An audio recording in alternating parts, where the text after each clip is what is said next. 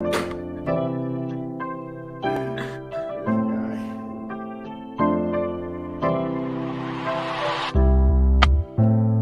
it together, John. Bring the action.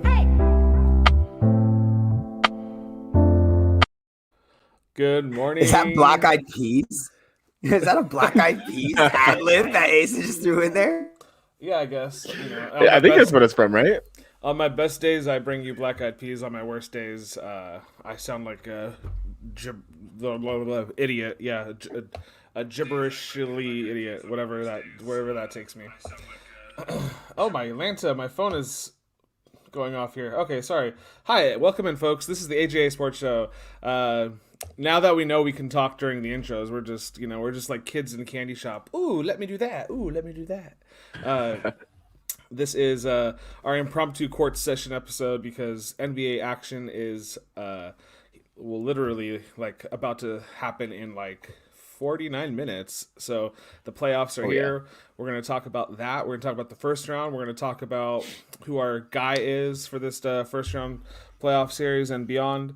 And it'll be a fun show. We'll kind of recap the play-in tournament too. But yeah, glad you guys are here. Good morning, Elizabeth, and good morning, Ryan. We're doing well, man. How are you? What up, guys? Well, before welcome. I have to delay like the start time of the show because these two are like yelling at each other, like, you know, and then they want to show me a TikTok, and I'm like, okay, it's a good one though. It's a good TikTok. I'll watch the TikTok. So, but yeah, that's why we were a few minutes late here, guys. Thank you for bearing with us, and hopefully you weren't staring at your phone or TV too long. The play-in tournament happened, guys. How do you guys feel about it? Do you guys, first of all, let me ask you two questions. Do you guys want it to come back? And then that's your second question. And your first question is, did you guys enjoy the play-in tournament? In terms of it coming back, I mean, no, I don't think so. I kind of like the format like of like what it was. I think the NBA kind of gets it right when it comes to the playoffs. They have 8 teams that get in, so you get like just barely like half of the like more a little just a tad over half the teams that get to make it. So you get a good like amount of talent that gets like put in there. I think the play-in tournament, like while it was cool, probably won't be as cool going forward because you're not guaranteed a LeBron Steph Curry matchup, and that's literally what made it so intriguing. It's for the Eastern Conference. It was forgettable. Jason Tatum dropped 50 points, but again, I mean, most people wouldn't have known that if they didn't turn on ESPN and like that specific day. Like it just wasn't that noteworthy. Okay, they got in, but like, so I would prefer just keeping it at the 8 teams for each conference. And then, but yeah, I don't think it should come back. I know they're talking about a midseason tournament, and I don't know exactly what that would be. They haven't spelled it. They haven't given any details to that, but yeah, Jay, what'd you think? Ryan getting Shohei in there no matter what the show is. We're talking about Shohei. He's unbelievable, dude. Still leading the majors in home runs, right? I think yesterday I checked, he had 14 unicorn and was up by 1. Yeah, he really is, dude.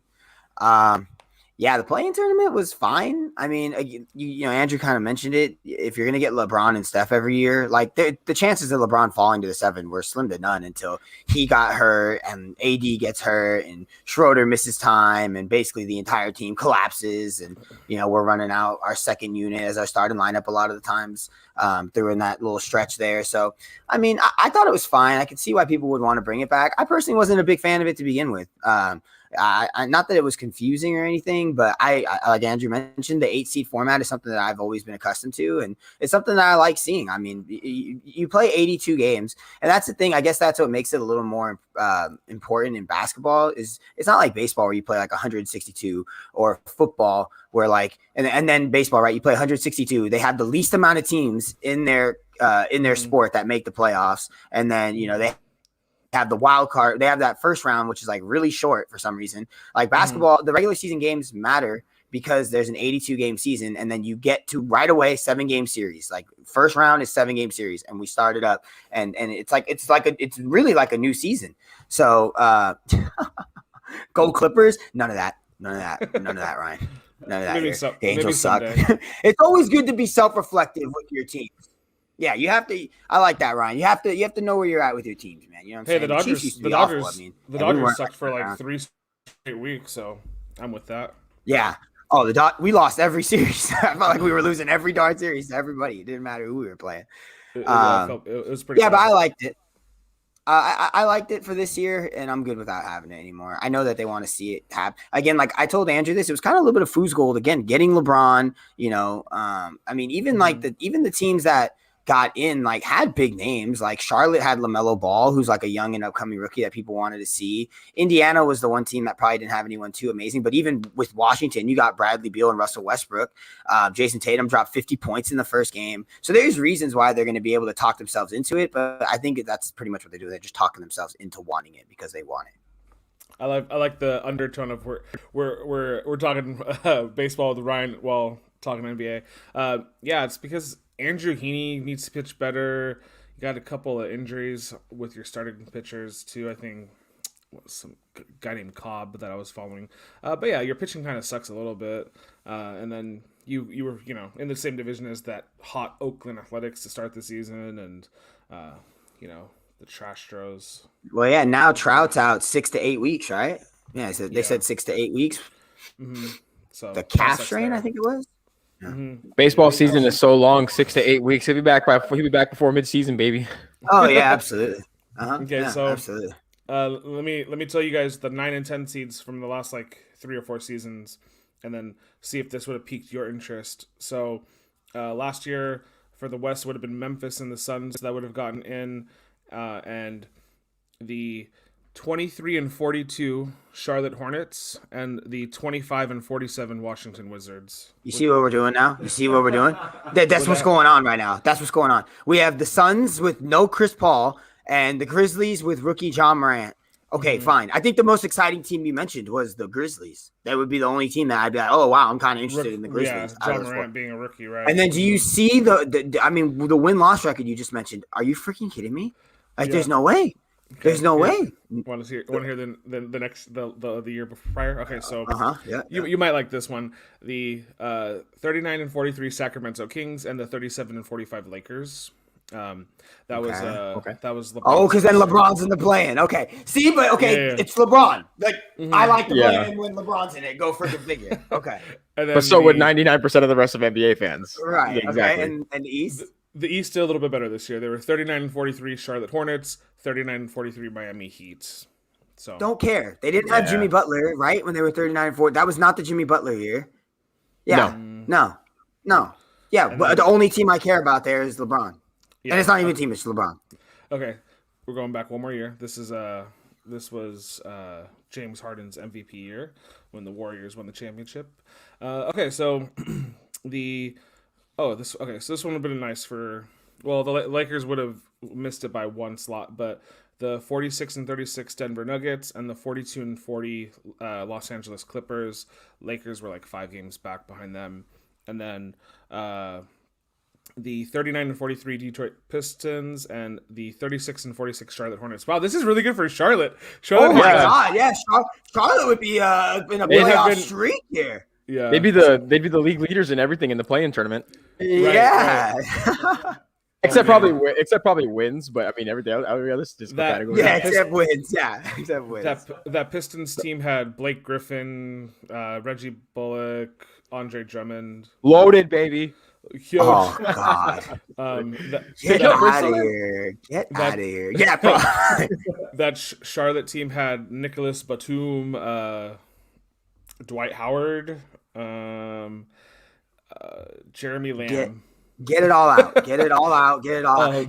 Jason, what I did mention to Andrew and the Pacers this year, good Lord, did they have a ton of injuries, man. They were going to be nasty with everyone healthy, bro.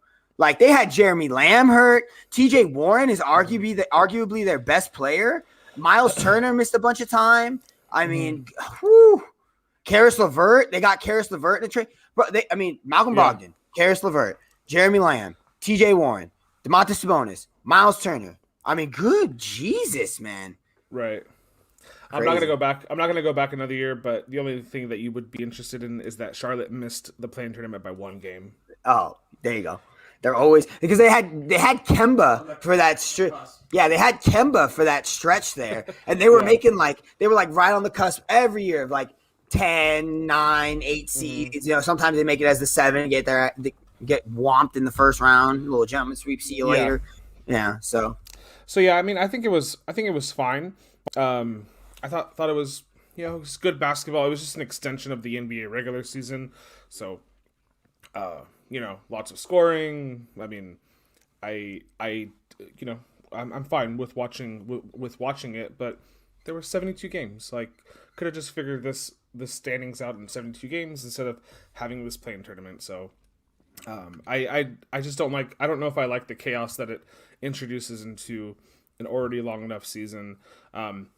The only reason that I would understand if they continue doing it going forward with it is if they cut down the season from 82 games to 72 games. Then maybe I'm okay with it because there's less games for you to, solidify your spot in the standings. Yeah. But assuming they go back to 82 game schedule, we're gonna really want to watch an 83rd and an 84th game, and then then directly watch the playoffs after.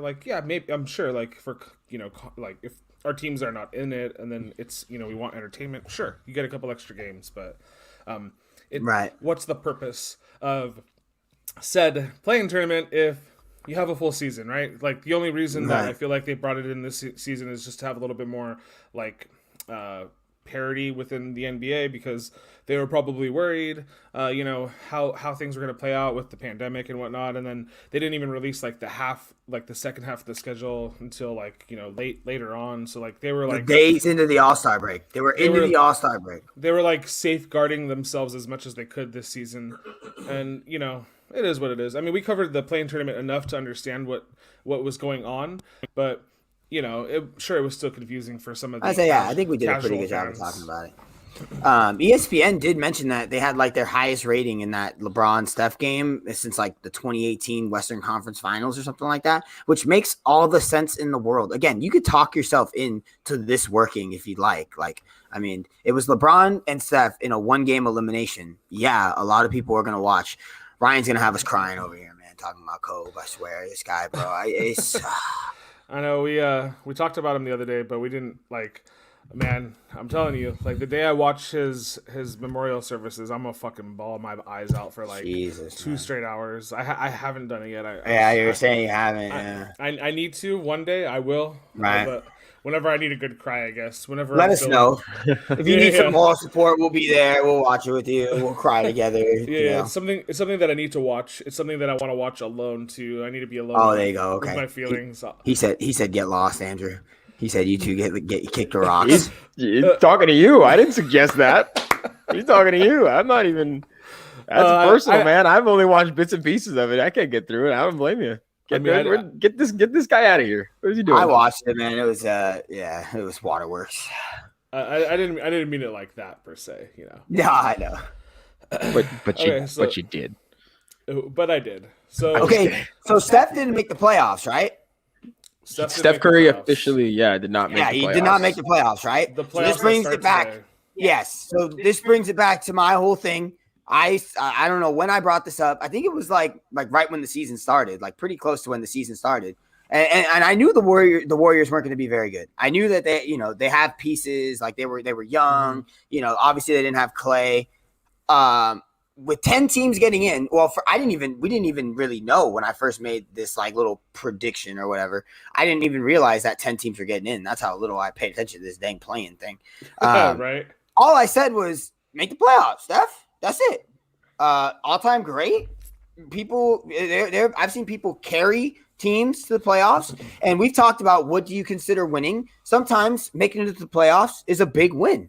They made the play-in tournament. Right? They made it as they were the 8th seed. So in a regular playoff format, they would have made the playoffs if there was no play-in. But now there's a play-in, and that booted him out. And that's all I asked was for him to make the playoffs. I mean, we've seen Russell Westbrook take Thunder teams that were pretty darn bad too, and will them to the playoffs. Mm-hmm. We saw Russell Westbrook. I was just talking about it today with homeboy Joe. Do it this year. Did you guys know that the Wizards had a 0.6% chance to make the playoffs? With 20-something games left, a 0.6, and they made it. Yeah, that's right. Good Yeah, they were 15 games under 500 on like March 20th or something like that. Yeah, that's what it was. You're right. So it was a little more than 20 games, like maybe like 30 games. On March 20th, they had a 0.6% chance to make the playoffs, right? And he literally yanked them because Bradley Beal missed a lot of time during that stretch. He was playing well when he was in, but he had a hamstring problem, missed the last few games of the season when they really needed to win some ball games to solidify it. They even lost a few without Bradley Beal, but Russell Westbrook took that team who had little to no chance and yanked them into the playoffs. Didn't take them to the play-in tournament. They didn't, they're the 8th seed. They're in the playoffs right now. And that's all I ever argued with Steph. Steph, like, he's unbelievable. He's the greatest shooter we've ever seen. And it's not his performance that stopped them from getting to the playoffs. It's the teams as well. But what I'm saying is that dynamic that we're going to get there no matter what type of thing is something he's never done. And that's all I asked. This was the first year where we were going to see it, if he can do it. And boom, he didn't make it. And again, it's not all on Steph. The dude was ridiculous. He had 39 last night in the loss to the Grizzlies. What do you have against us? Like 37 in the game against us. He had that incredible streak of scoring over 30 points for somebody over 30. And his game is going to be ridiculous going forward. It's going to translate easily because he's a shooter, and that's what he does. But that's all I ever set up. That's the only question I ever asked. Never doubting his greatness, never doubting his shooting ability, because he has all that. But when you're, a smaller statured point guard who, doesn't get rebounds often, and I mean, there's so many ways he does affect the game. And he's an unbelievable. Like if I need to win a championship, I'm picking Steph Curry over Russell Westbrook 100 times out of 100. It's not even close. But if winning is just sometimes in seasons, and this is the point I brought up to Andrew and Asa, you'll remember this. When you're Lakers fans, right? Like just making it to the playoffs sometimes isn't enough. But when you're in Oklahoma City and you're in Washington, and I mean, we're not going to sit here and be naive. Golden State's been a dynasty for a little bit, but it's not like they were winning championships hand over fist before that. Sometimes just making it to the playoffs is a successful season. And, everyone wants to say it's the Gold's championship, the Gold's champion, the Gold's a horseradish. All right. The Detroit Pistons didn't come in this year and say we're winning a championship because they know they're not winning no dang championship. So sometimes just getting to the playoffs is enough. And that's all I was asking, right? This is a big season for Steph. This is the first time in his career that this is his prime. He's either at his peak prime or on the decline of his peak prime, right? He's 30 years old and he's a point guard. That's all I'm saying. Yeah. So if there was ever a time for him to just will a team that wasn't very good, and I mean, and not that they weren't very good, they were bad. I mean, they were like in the last 5 years, they had the worst offense with Steph on the floor. I mean, and I mentioned this to Andrew again. I know I'm ranting a little bit, but this has been on me for a minute here. I mentioned to Andrew the other day, right? This is the first time that Steph's going to have to do this alone. And I mean, he has Draymond, but we know what Draymond is. Jordan Poole was a nice surprise this year. And they did have some injuries this year, but that all comes with the territory, man. The Lakers had a lot of people out this year too. So, I mean, that's all I'm saying is all I wanted to see was can Steph Curry yank this team to the playoffs? And he almost did, right? When they made the 8th seed at first, yeah, I'm going, baby. When he got in the 8th seed and before the play-in started and he was the 8th seed, I was like, dang, well, I missed my projection by a game. So my prediction was wrong by a game. Right. Now I was right by a game. So I'm not going to sit here and wave the parade flag everywhere because it was by a game. They lost one game. But that's all I was ever trying to say. Steph's unbelievable. He's a ridiculous talent. He's probably a top 15 player ever. But he's not LeBron. And to some extent, if I need to bring a team throughout an entire season and yank them to the playoffs, Russell Westbrook does a lot of things that would make, that easier to be done. So that's my Steph Curry rant. Steph Curry's unbelievable. Not going to throw any slander at him. Dude's ridiculous, but didn't make the playoffs. That's kind of what I assumed. And honestly, it had a lot to do with how good I thought the Western Conference was going to be too. I thought the Pelicans were going to be in. I thought the Pelicans underachieved like mother lovers compared to what they were expected to be. So it didn't just have to do with, I think Steph Curry's no good. I mean, he's in the West, and there's a lot of good teams in the West. So I thought that was my comment right here. This comment right here. Mm-hmm. It's egregious. Can you read that? It's egregious. Well, someone say MVP. Someone say the word MVP. Someone say it. Yeah, I'll say MVP, but like in the breath that like Steph is no longer in the running for it. Okay. It was a nice little story. He was the oldest player in NBA history to average 32, 5, and 5. And that's remarkable to do at age 33. It's crazy to believe that he is 33 years old, to be honest with you. We remember like he's winning his first title back in 2015, like, young little kid, like at 26. And now he's 33 years old, a seasoned vet. And Jay, that's a good point. You don't really know if he's going to be able to sustain this. He does get Clay back, but he's going to be 34. So, how much can he do? And he's a smaller player. So, again, still remarkable, but that's probably the one thing the NBA didn't like from the NBA, like the play-in tournament, is that Steph Curry didn't ultimately get in, if I have to be honest. So here's what I got out of that. Steph is better than, Steph Curry is a better player than Russell Westbrook. Russell Westbrook is just a more, fill up the box score kind of player. He's a more of a how would you even classify it? He just kind of does like more of the dirty work and stuff. Yeah, it's hard to say because it's not like Steph doesn't, or it's not that Russell Westbrook does more on the court than Steph does, because I think, if you balance it out, like they both do a freaking ton for their teams. Yeah. And they both impact the games in different ways. But they're like the size of Steph Curry, the injury history of Steph Curry, like he missed like 10 games this year. I mean, granted, everyone missed games, but Steph Curry always misses games. And he's a smaller statured guy. I mean, the Lakers totally took him away as best as we could. And the same thing with Dylan Brooks in Memphis. They just fronted him the entire time yesterday. And he still scored 39 points. He's still Steph Curry. He's still ridiculous. But when you need a guy to will you to the playoffs, that's all I wanted to see. I wanted to see if he could do it this year. And I personally didn't think he could. And, he missed it by a game. That's all. That's pretty much all it was, Ryan. That was the whole thing. And it ended up being a big, inside of our little community with me, Andrew, Joseph, and Ace. It ended up becoming more of a big thing. I didn't talk about it super in depth on the show. There's no Steph Curry slander here. I think he's ridiculous. But in our little 4 community, and then now we're bringing y'all in, letting y'all come in and join the inside jokes here and join in on the inside arguments that me and Joseph have every day. Every day Steph Curry has a game, I swear to God, I got to hear Joseph. Every time he's got a game, I got to hear Joseph about it. Yeah, Andrew's gonna be on that football stream, bro. He's been all over soccer lately. You want to give a little minute, Andrew? You were talking about some stuff today about the minute of soccer. You want to go from just real quick. I know you're talking about the Madrid. I don't know how much time is left, but Real Madrid and Atletico Madrid are in a race right now in the last game of the Spanish La Liga season to see who's going to be crowned champions. Atletico Madrid is playing Real Valladolid.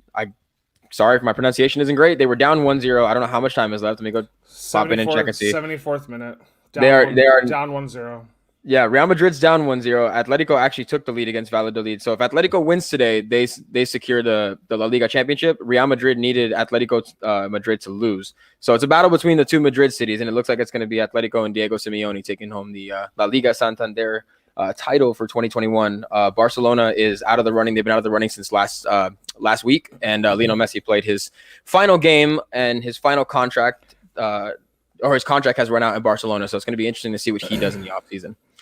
He might stay. He might go to Manchester City, but Sergio Aguero did join Barcelona to go play with him, his international teammate. But yeah, should be interesting. The only thing that I can contribute to a football stream is I can do a really long goal. I can go on 45 seconds if you need me to. That's it, bro. That's perfect. I just have you in for the ad libs every once in a while. I'll show a highlight, and then here comes Ace. Goal. People only watch boxing because of the guy who goes, "Let's get ready to rumble." Anyway, you know what I'm saying? So if you know his name, I'll give you $5 at any point if you tell me today without looking it up. I have no idea. You could have a bullet to my head. I have no idea. No clue. That's surprising. Okay. So I'm gonna pull up. Okay, let me pull up something real quick because Ryan's comment right here just reminded me of this meme that I've seen. Hold on, let me find it. It's right here. The guy explaining to his girlfriend how how something works, and she's like, yeah, I get it, kind of. So you kind of get it. That's you talking to yeah. Hopefully that made sense, man. You guys just threw the minute on me. I was like, no, that was good. That was good. Yeah, right off the top, baby. Okay, so real quick, I just wanted to show today's games, and then we can kind of get into not real quickly, but we can get into our predictions for the first round. So the Bucks and Heat, 26 minutes away from now, will be tipping off. Bucks are favorites at home. Tickets as low as $38, so that's a steal. The Los Angeles Clippers host the Mavericks for the 1:30 game. Tickets as low as $31. Man, I should just go to a Lakers or Clippers game today and just wear my Lakers gear. Yeah, $131. The lowest Laker ticket, I believe, was like $389. Oh, my Lanta. Yeah, I'm pretty sure that's what it was. 10 times as much. The Clips are 5.5 favorites. The Celtics at Nets tonight, 5:00. Brooklyn is 8-point favorites, $90. That's a little bit better, I guess. And then the Trailblazers at Nuggets. So pretty much coin flip. Nuggets are a 1-point favorite. A lot of people are on these Trailblazers, so we'll see how that. It's just because there's no Jamal Murray, bro. If there was Jamal Murray, the Nuggets are big. I would say big favorites in this series. Yeah. So let's for sure. I'm gonna pull up the. I guess I have a playoff bracket right here. I can pull that up, and then we can give our first round predictions. But the games start today, continue tomorrow. The other the other side of the teams that don't play today will be playing tomorrow. Yep. 7-game series. Who do you guys? Is that big enough? Yeah, I could probably make it a little bit bigger. Who do you guys? Okay, so let's want to go. Yeah, we'll go west. Yeah, go west and then east. Yeah. Okay, so Utah versus Memphis. Mm-hmm. I'm gonna go Utah here in 5. Yeah, I'm gonna go Utah in 5. Memphis is a good story. Utah is just really good on both ends. Jonas Valanciunas will actually face a big man who can rebound, and he won't have 20-20 games very often against Rudy Gobert. The amount of frequency that Utah shoots a 3 is really great. Memphis plays really fast. Utah doesn't mind playing pretty quickly either. I think Utah is just a better team. Memphis doesn't. I don't really see them really having a chance here, right? No, yeah, I don't think so. I take Utah in 5 as well. Mm-hmm. You want to write these down, Andrew? Yeah, I'm writing down mine real quick just to make sure I have them, and then I can write down these as well. Yeah, you want to write down ours too? Mm-hmm. Thank you.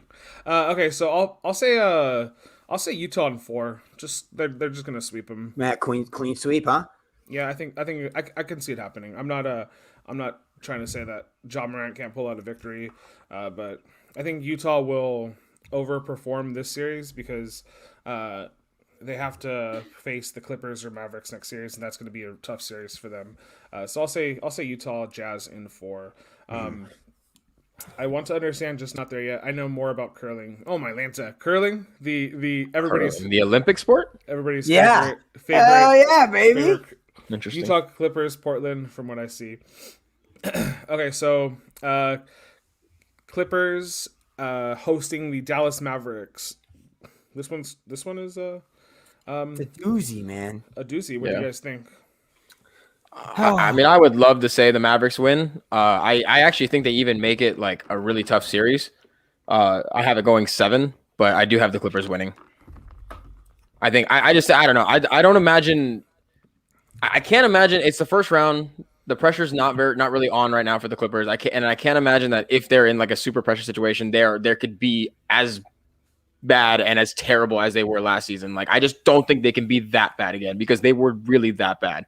Like, they weren't even scoring 90 points in the 3 games they lost to the Nuggets. I don't think that's going to happen again. If they get into a tough series, I don't expect them to advance fast, but like advance very deep. But I think they win this one in 7. But Luka will make it hard. Okay. Yeah, I'm gonna say the Clippers in 6. Totally, I agree with pretty much everything you said. It's gonna be a tight series. Luke is unbelievable.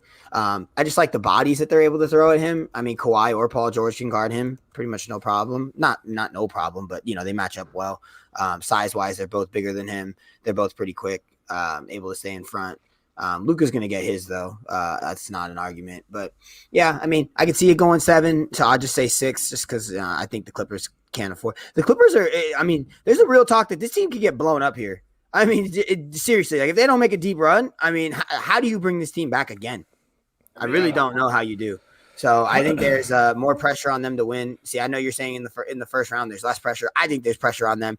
to win every single series because of how important it is to their future being Clippers if they want to stay Clippers, genuinely. So I'm gonna say in 6. Yeah, I really want to pick Dallas as well, because I don't know, maybe I'm anti-Clippers. I don't know. Don't at me.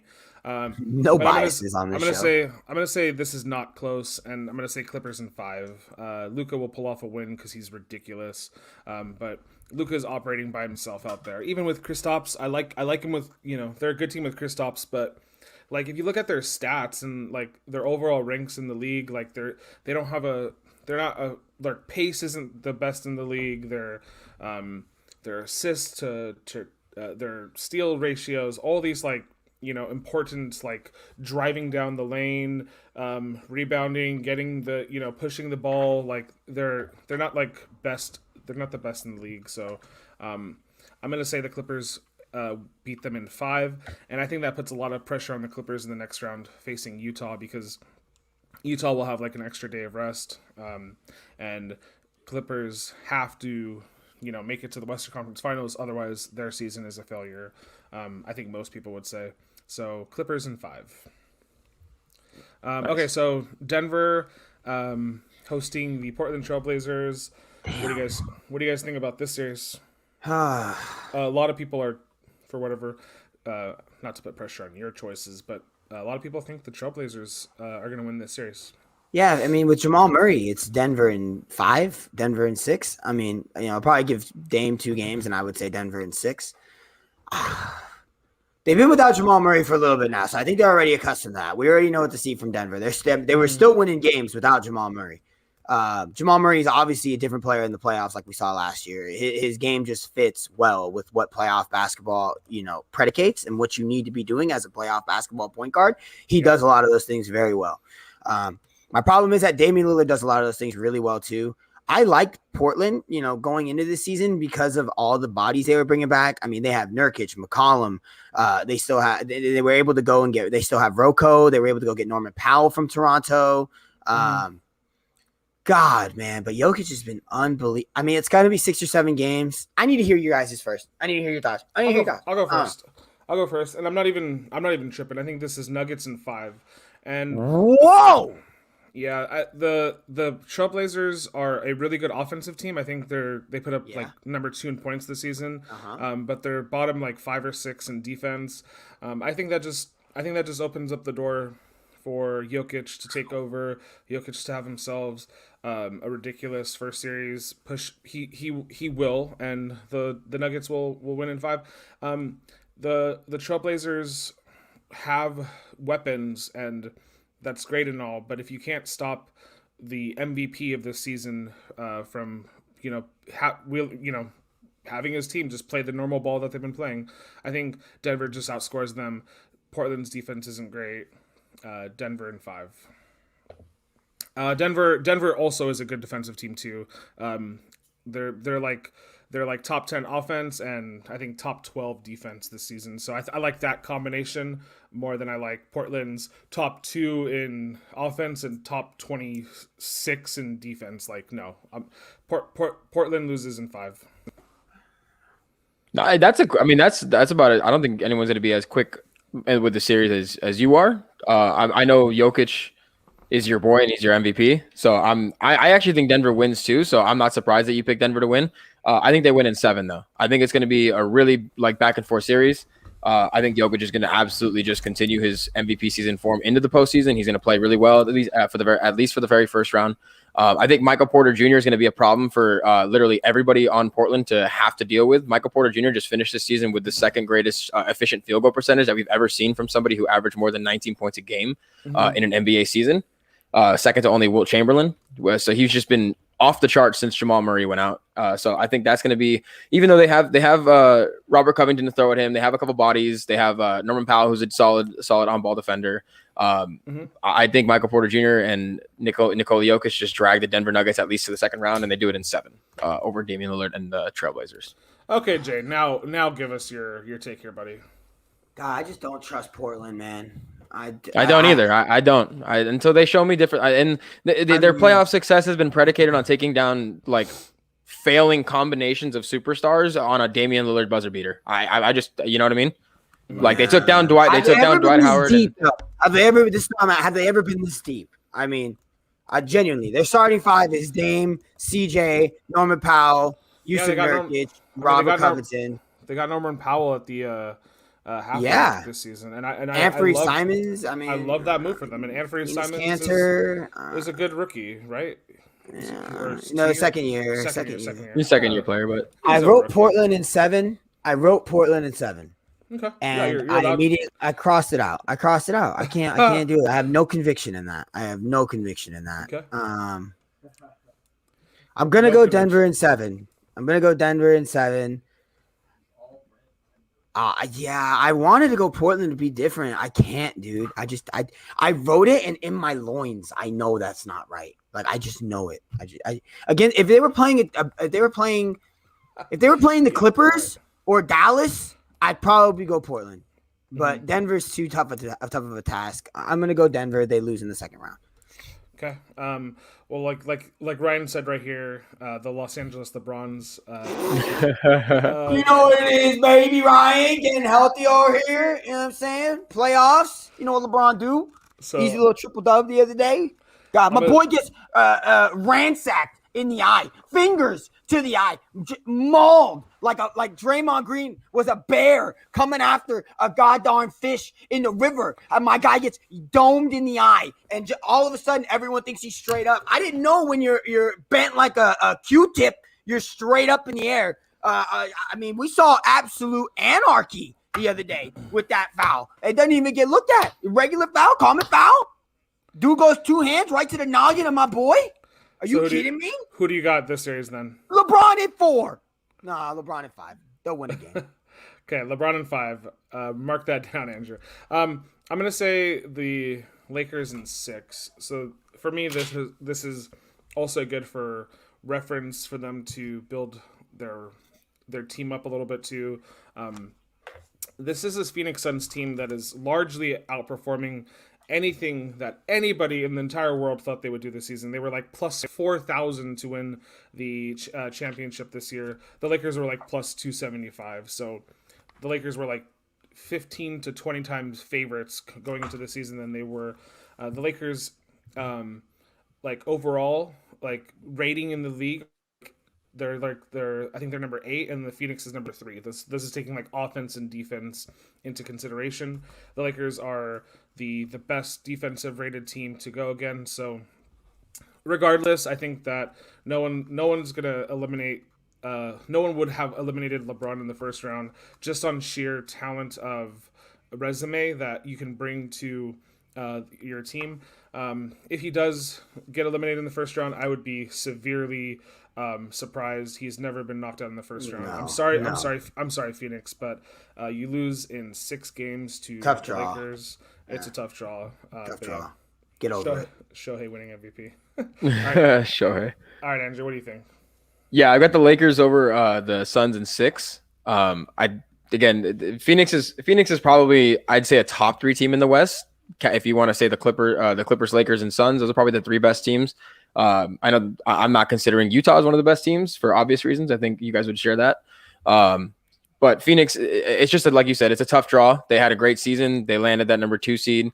Devin Booker's having one of the best seasons of his career. Chris Paul continues to elevate franchises from the depths of NBA hell, and that's all great. But I don't think Chris Paul gets especially not in their first year together. And I don't know how much longer Chris Paul continues this relationship with Devin Booker and how much longer he plays. But especially in their first year together to go into the playoffs for their first run with 8 all those young guys, it's not gonna be taking down LeBron James, Anthony Davis, and the defending champions. It's just not gonna happen, unfortunately. But good season, great season. Chris Paul will get his MVP votes, but Lakers in 6. For sure. Okay, so Philly's hosting the Washington Wizards. Phoenix needs Steve Nash to win, right? Yeah, that was their pot of gold back in the day. So I don't know if Steve Nash is Irish. Sorry, that wasn't trying to be racist. Canadian. He's Canadian. Yeah. Oh, yeah. Even with Steve Nash getting rocked, Ryan. Yeah, LeBron. Yeah, come at me. Yeah. We could be Irish Canadian. So the Sixers hosting the Washington Wizards. Sixers in 4. Better defensive team. Who's gonna stop? Who's gonna stop Joel Embiid? I think they come out. I think they come out playing nasty.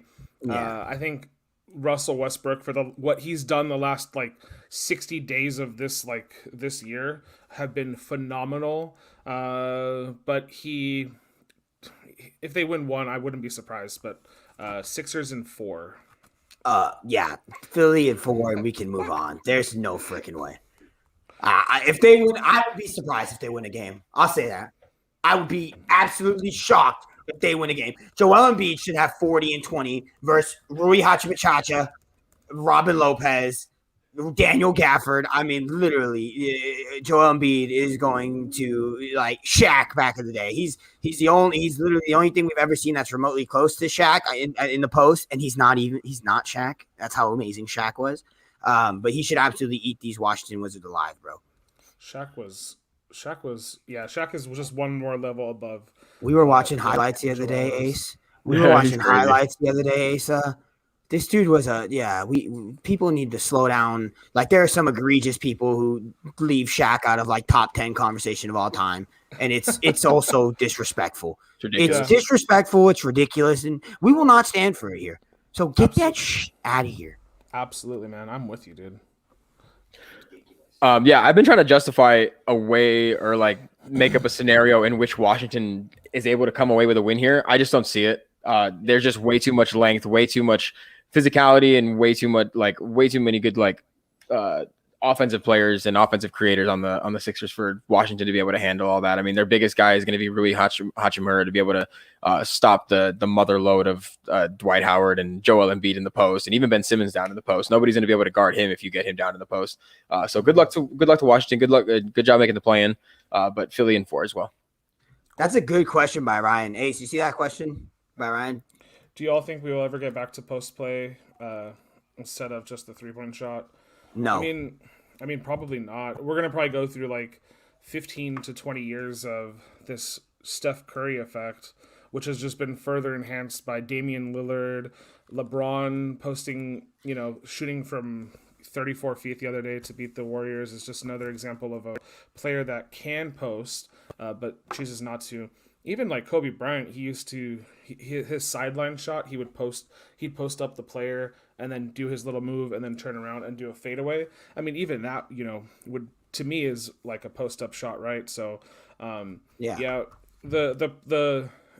now that the game has kind of changed and shifted because of Steph Curry, we'll see for the next 2 decades, I'm sure, players coming out of high school, players coming out of college, trying to be like AD more often. AD doesn't like to post up. AD likes to Anthony Davis likes to shoot the 3 ball, likes to shoot long range jumpers, and we'll just continue seeing big men shooting more. Joel Embiid, yanks threes. Jokic is another big guy that yanks threes. These guys are 7 feet tall, right? That still will shoot from beyond the arc, and adding that to their repertoire. So it'll shift the NBA, and until we see another Yao Ming or Shaq come into this league, we'll get a unicorn eventually like Shohei, but it'll be a little while before we do. And those players don't come along every few years; they come along every decade. So yeah. Yeah, it's all going to be predicated on the type of players that come into the league. Obviously, the younger kids nowadays are shooting 3-pointers more than they ever had. I mean, you see it all the time when we used to go to the YMCA. These dudes are just yanking; they don't give 2 rips about it. But it's going to be predicated on the player, right? Like if you have Joel Embiid, you're going to post up Joel Embiid. You have Jokic, you're going to post up Jokic. Anthony Davis posts up quite a bit for someone too. He's a bigger guy. It's all predicated on the player. When you don't have that type of player, and I think this is what Asa was getting at similarly, when you don't have that player, the analytics of the game take the 2-pointer out of contention when you can, differentiate by taking a few steps back and getting 3 points rather than, getting a more efficient shot, getting 2 points. The efficiency level from these players nowadays from 3 to 2 is so drastically little as opposed to what it used to be, that it just doesn't make sense analytically. So unless you have these dominant players that just transcend the analytics of the game, the analytics are going to win, is what my ultimate, guess would be as to what we see going forward. Yeah, absolutely. Okay, so let's move on to this next round here. We got the New York Knicks hosting a playoff series. They got the Atlanta Hawks. This one. This is your Knicks, Ace. You've been on them all year, baby. Yeah, they come in. They come into this healthier. Obviously, they don't have Mitchell Robinson, who they lost. When D Rose came back from injury. But ever since D Rose has been back, this team has been performing well. The New York Knicks have had the second toughest, I believe, maybe their third, second half schedule than any other team. And what did they do during that time? They improved. They got better.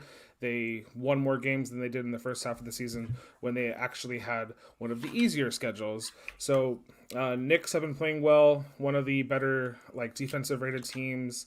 I have the Knicks winning this in 6 games over the Atlanta Hawks.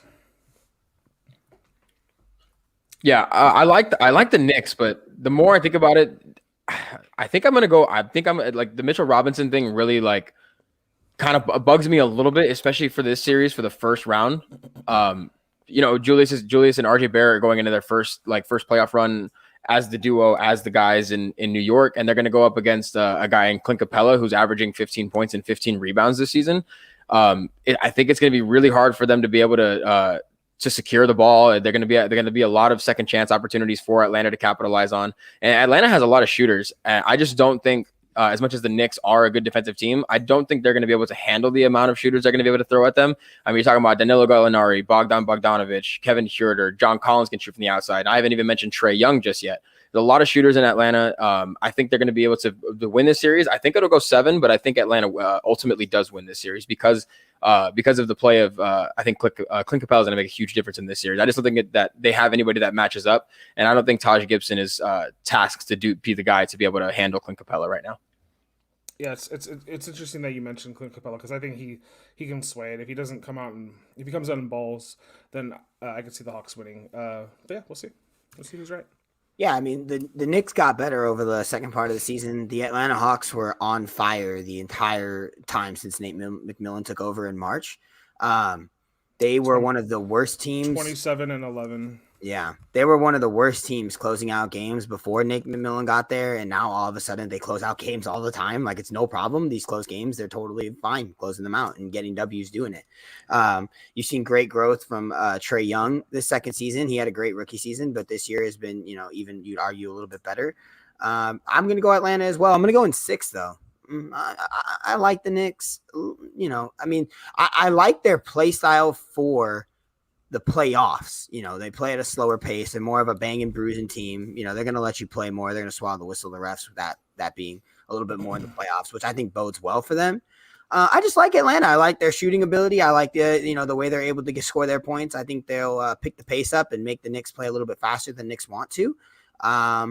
I'm just curious what you guys think. I think there's a chance Julius Randle doesn't get off the floor. He played 45 minutes. Tom Thibodeau don't care. The New York Knicks are the slowest paced team in the NBA. They're 30th out of 30, which you can take either way, right? They 100%. They are also holding teams to the lowest points per game. So that kind of goes in hand with that stat. Absolutely.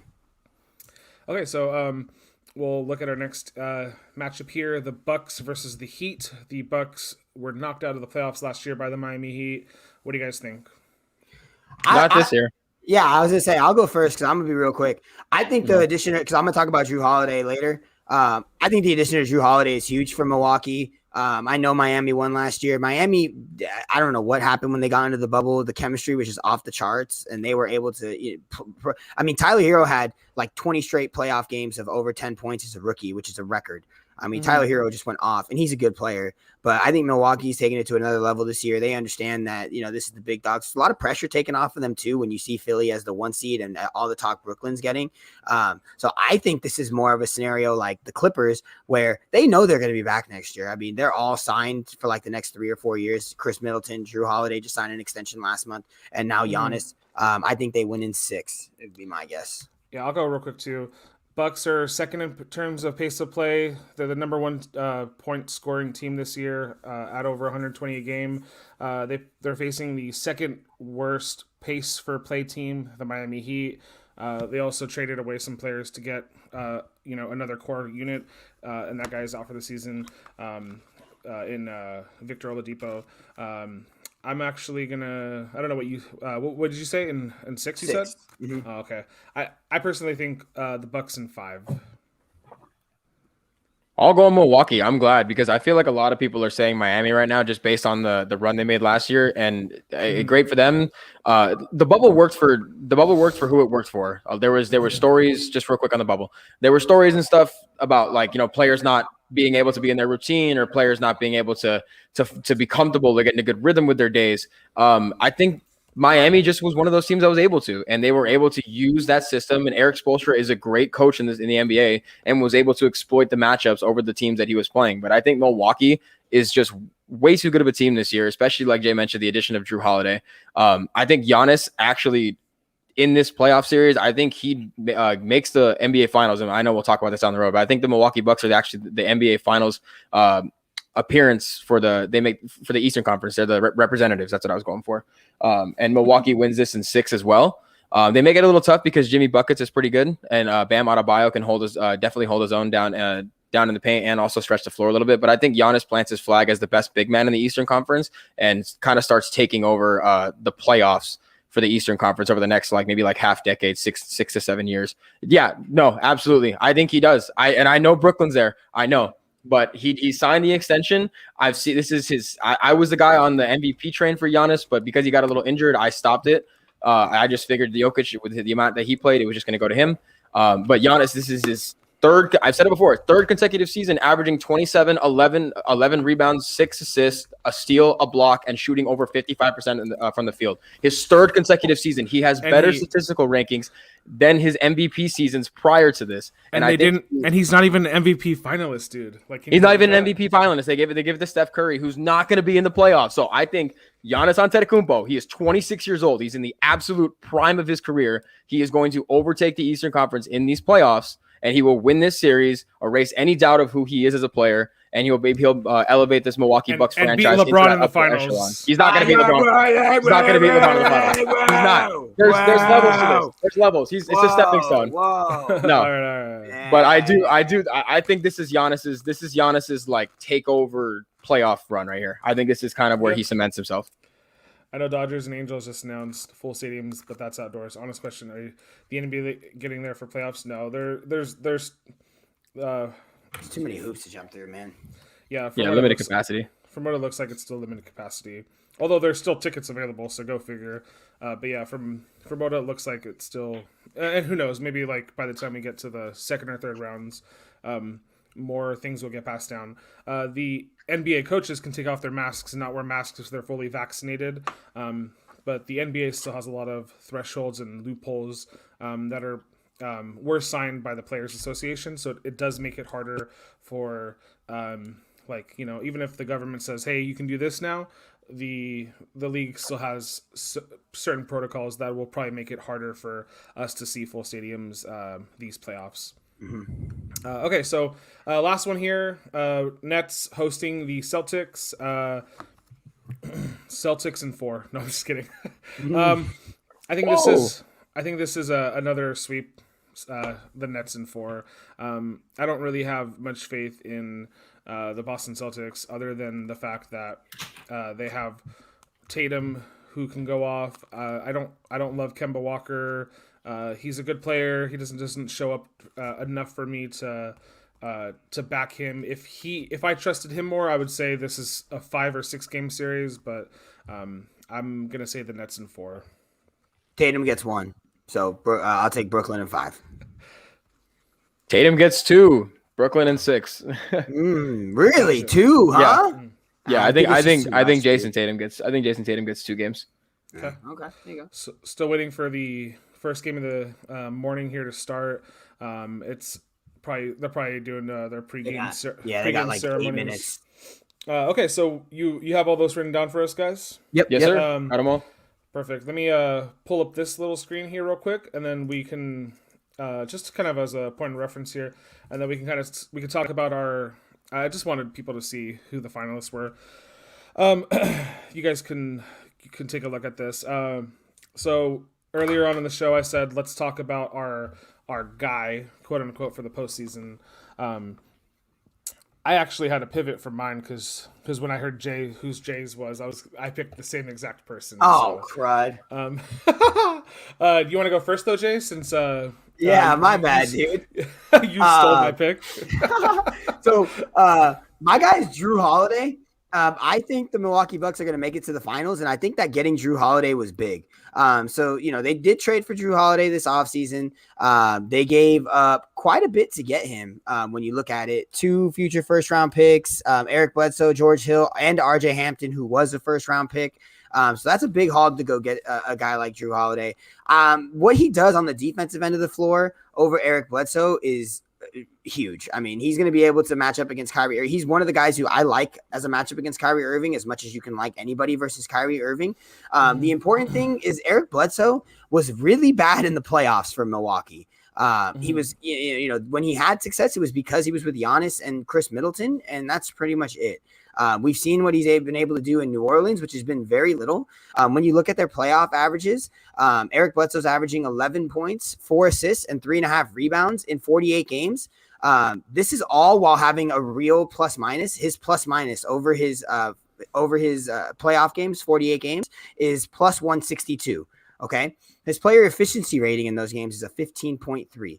Now, when you look at Drew Holiday, he averages 17 points a game, 5.5 assists, and 4.5 rebounds. Now, the ancillary stuff isn't big, but what is big is that extra 6 points. When I say 6 points, that may not sound like a lot, but when you're struggling to score down the stretch with Giannis Antetokounmpo in the fourth quarter, it's going to be big that Drew Holiday is able to get you those 6 points. A lot of times those come in clutch time with Drew Holiday's shooting ability.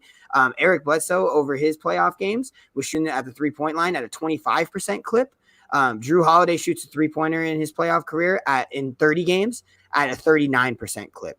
Again, 17, 5, 4.5. And you look at the plus minus, right? It just shows you what being on a good team does for your numbers, player efficiency rating, and why you can't always just look at numbers. Basically, you have to get more in depth and use the numbers to tell a story. So player efficiency rating for Drew Holiday is an 18.2, as opposed to, like I said, Eric Bledsoe's 15.3, literally 3 points more, which is a big deal. That's like 20% when you look at player efficiency rating. His real plus minus is minus 40. So he's a more efficient player, but he has a worse plus minus because the teams he plays on aren't as good. I think when you add him into that combination of Chris Middleton and Giannis Antetokounmpo, I like having Dante DiVincenzo starting. Bobby Portis off the bench is a great 6-man coming off the bench for Milwaukee. They also have PJ Tucker. They have Bryn Forbes who can shoot the 3-ball. I think that this is the most Giannis built team that they've had since they've had Giannis, and I'm really excited to see what they do. And I think Drew Holiday is a big part of that. And I know Milwaukee will tell you that. And I know that, honestly, Drew Holiday will tell you that. In an NBA.com interview he had the other day, he talked about how this is why he wanted to come to Milwaukee. This is why when they made the trade for him, he was excited to get over here because he's ready to show that he's the guy who can be big in these big-time games and help Giannis, get to that next level and that to make the finals, in my opinion. And that's what I think they're going to do this year. Cool. Yeah, I love Drew Holiday. He's one of the main reasons why I gave that take about Giannis a second ago.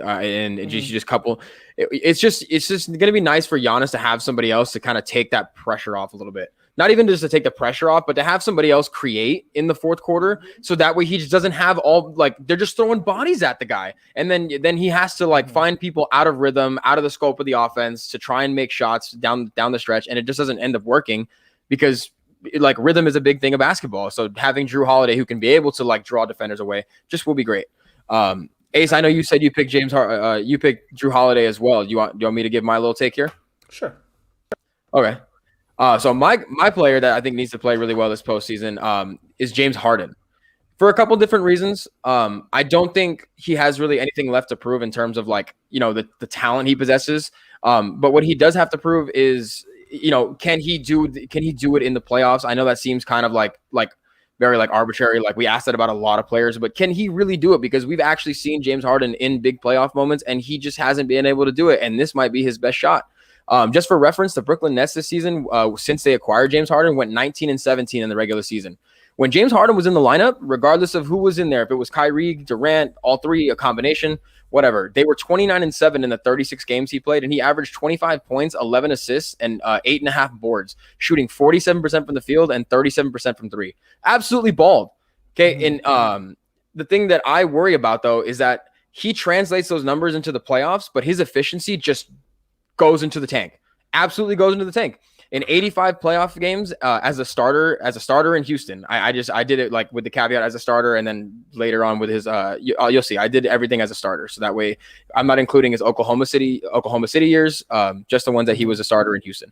In 85 playoff games in Houston, he averaged 28 points, 7 assists, and 6 boards, which is really good. But normally he's averaging about 48% from the field and 37% from three. His percentages dropped to 42% from the field and 32% from three. So 6% in both categories, they go down. And for all the talk about James Harden not getting the calls in the playoffs, not being able to get to the free throw line, I call hogwash on this because I did a little bit of research, and throughout the entirety of his career as a starter in 663 regular season games, he's made 8.8 free throws a game and has taken 10.2. So let's just say 10 for an 86% free throw percentage in 663 games. In this playoff career in 84 games, he's made 8.2, a difference from 8.8, so not that far off, and he's attempted 9.5 for 87% from the field.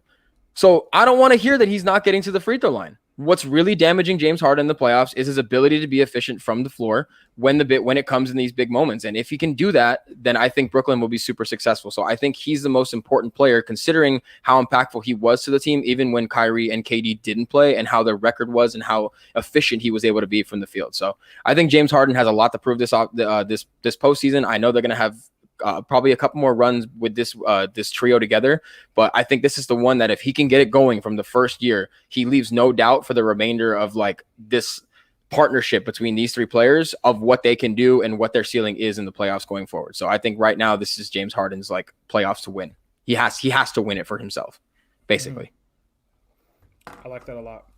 Okay, so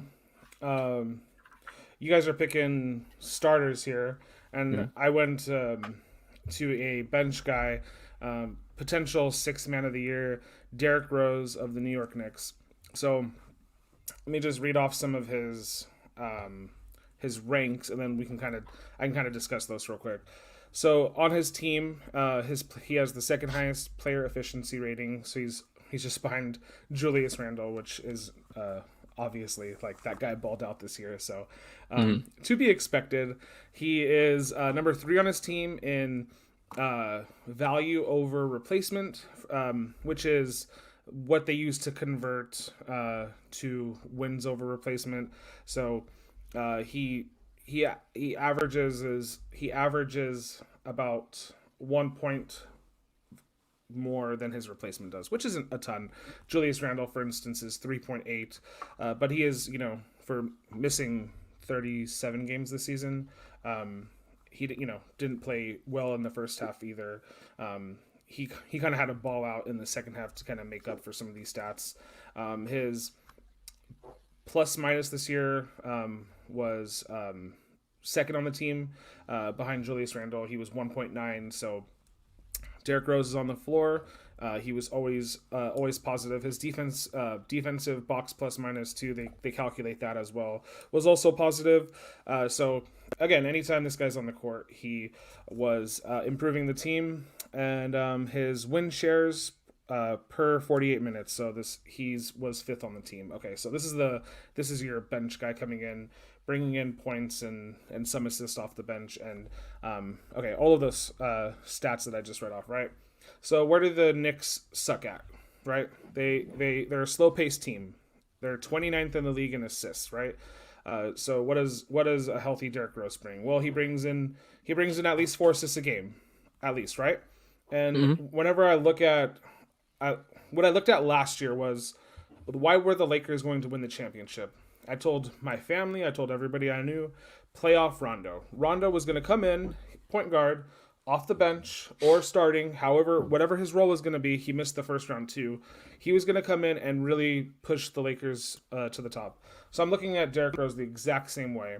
Coming off the bench, who knows? Maybe they throw this guy in as a starter too. But I like his role off the bench. make them better. Okay, so I just said they're 29th in assists, right? We didn't play the whole season. He averaged about 4 assists a game, so I could see him improving their overall metrics there. Where else are they bad? Well, they're like bottom 6 in the league in scoring because their pace of play is really, is relatively low. So, what did Derrick Rose do this year as far as like scoring points? I think he averaged 17. 15 a game. So pretty much 15 a game, which I expect him to score more than that. If you looked at like some of his point totals that he was able to bring in, like towards the back half of the season, they were definitely higher than 15 points. So looking at assists and points, I can see him driving them up to be a little bit more efficient in terms of keeping up with some of their opponents.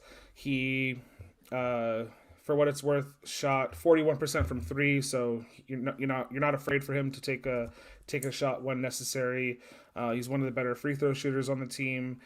He's still okay to get a couple rebounds, but again, he brings in something that the Atlanta Hawks, like, while they have Clint Capella, I don't know if I would be 100% sold on the Knicks winning if I didn't know they had Derrick Rose kind of hiding in the background, facilitating, and then bringing in solid play. So Derrick Rose, for me, to be my guy. If they do get far, they need that next player, right? Because RJ Barrett is a great young rookie. You can have this playoff veteran kind of spell him and not have to put so much pressure on him to be like amazing. And they have Emmanuel Quickly, RJ Barrett is a 2-year guy. Emmanuel Quickly is their rookie this year, who starts over him, who I liked earlier this season too.